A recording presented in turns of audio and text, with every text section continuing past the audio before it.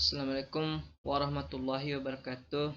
Nama saya Ruslan dari jurusan Penyuluhan Pertanian Berkelanjutan kelas A. Di sini saya akan mencoba mempresentasikan tentang analisis kelayakan dan finansial dan ekonomi. Latihan, jelaskan apa yang dimaksud dengan analisis net present value, mencakup analisis kelayakan ekonomi dan analisis kelayakan finansial suatu investasi pembangunan infrastruktur. 2. Uraikan cara penggunaan rumus analisis benefit cost ratio atau BCR. Net present value atau NPV, kelayakan ekonomi didefinisikan sebagai kelayakan bagi semua pihak yang memanfaatkan baik langsung maupun tidak langsung dari suatu pembangunan atau pengembangan suatu sistem transportasi. Dalam kaitannya terhadap analisis ekonomi manfaat atau benefit yang diperoleh semestinya lebih besar jika dibandingkan dengan biaya atau kos yang dikeluarkan. Pada analisis kelayakan finansial, ini digambarkan skenario pemeriksaan kelayakan sesuai dengan rencana pengembangan skenario yang telah ditentukan. Keputusan ini melakukan investasi yang menyangkut sejumlah besar dana yang dilakukan dengan harapan mendapatkan keuntungan dalam jangka panjang, seringkali dampak besar terhadap kelangsungan hidup suatu proyek. Analisis benefit cost ratio atau BCR.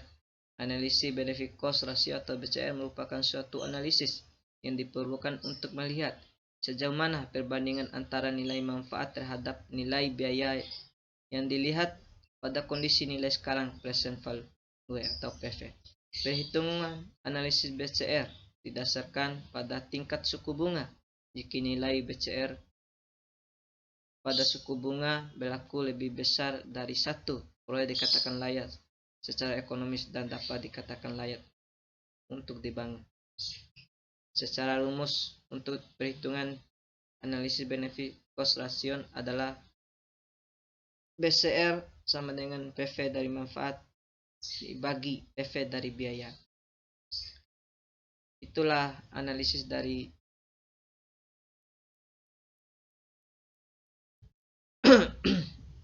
benefit cost ratio.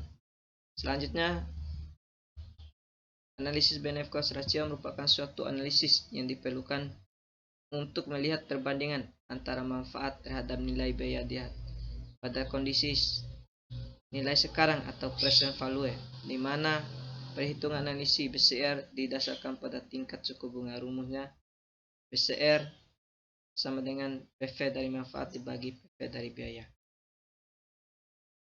Analisis internal rate of return.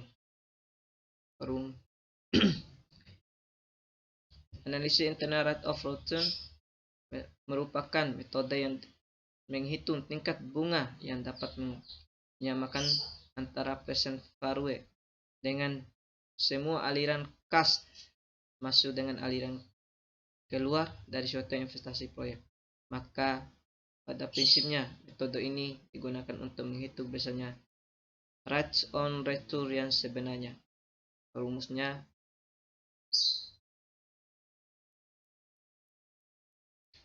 kelebihan dan kekurangan IRR. Kelebihannya menghindari pemilihan rate of return minimal yang diinginkan. Memperoleh rate of return yang sebenarnya. Berdasarkan preferensi rate of return yang sebenarnya bukan sekadar selisih NPV. Kekurangan lebih rumit, terutama jika aliran kas bersih tidak sama untuk setiap periode. Harus menggunakan analisis sensitivitas. Analisis ekonomi internal, rates of return atau EIRR. Pengertiannya, ekonomi internal rates of return merupakan tingkat pengembalian berdasarkan penentuan nilai tingkat bunga, diskon rates, di mana semua keuntungan masa depan yang dinilai sekarang dengan diskon rates tertentu adalah sama dengan biaya kapital atau present value dari total biaya. Persamaannya ini Analisis payback periode atau PP. Payback atau periode back merupakan metode yang digunakan untuk menghitung lama periode yang diperlukan untuk mengembalikan uang yang telah diinvestasikan dari aliran kas masuk proses tahunan yang dihasilkan oleh proyek investasi. Rumusnya payback period investasi kas bersih dibagi aliran kas masuk bersih tahunan. Kriteria kelayakan penerimaan investasi menggunakan metode payback period. Salah satu investasi yang diusulkan dinyatakan layak jika payback period lebih pendek dibandingkan periode payback maksimum.